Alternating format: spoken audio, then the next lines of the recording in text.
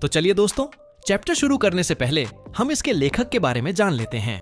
इस निबंध बातचीत के लेखक हैं बालकृष्ण भट्ट। उनका जन्म 23 जून 1840 को उत्तर प्रदेश के इलाहाबाद में हुआ था और 20 जुलाई 1914 को उनका निधन हो गया। उनके पिता का नाम था बेनी प्रसाद भट्ट और माता का नाम पार्वती देवी। बालकृष्ण भट्ट ने कई प्रसिद्ध रचनाएं लिखी, जैसे रहस्य कथा, नूतन ब्रह्मचारी, 100 अजान, एक सुजान और भी कई उपन्यास। अब बात करते हैं इस निबंध बातचीत की। इसमें लेखक ने समझाया है कि भगवान ने इंसानों को कई शक्तियां दी हैं, जिनमें से एक है वाक शक्ति, यानी बोलने की ताकत। अगर हमारे पास बोलने की शक्ति ना होती तो हम बस चुपचाप बैठे रहते। जैसे खाने पीने और चलने की जरूरत होती है, वैसे ही बातचीत भी इंसान के लिए जरूरी है। बातचीत के जरिए हम अपने दिल की भड़ास निकालते हैं। लेखक ने रॉबिन्सन क्रूसो का उदाहरण भी दिया है, जिसने 16 साल बिना किसी इंसान के जंगल में जानवरों के बीच बिताए। जब उसे पहली बार एक जंगली इंसान से बातचीत का अनुभव हुआ तो उसे बहुत खुशी हुई। लेखक कहते हैं कि बातचीत से ही हम किसी व्यक्ति के गुण या दोष जान सकते हैं। जब तक हम किसी से बात ना करें, हम असली स्वभाव नहीं पहचान सकते।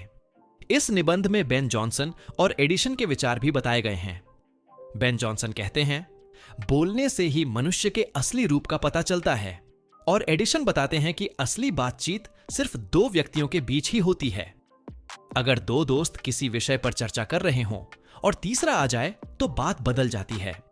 4 लोग हो जाएं तो बातचीत बस औपचारिकता बन जाती है, और 4 से ज्यादा लोग हों तो बस इधर उधर की बातें होती हैं, जिसे लेखक ने राम रमोवल कहा है। लेखक ने बड़े प्यारे अंदाज में अलग अलग तरह की बातचीत का वर्णन किया है। 2 बूढ़े मिलते हैं तो अपनी जवानी की शेखी बघाड़ते हैं। 2 सहेलियां मिलती हैं तो ऐसा लगता है जैसे रस का सागर उमड़ पड़ा हो। 2 बुजुर्ग महिलाएं मिलती हैं तो अपने परिवार की शिकायतें करती हैं और कभी कभी आपस में लड़ भी पड़ती हैं। लेखक ने यूरोप में आर्ट ऑफ कन्वर्सेशन यानी बातचीत की कला का भी जिक्र किया है, जहां लोग दिलचस्प बातें छेड़ते हैं ताकि सभी आनंद ले सकें।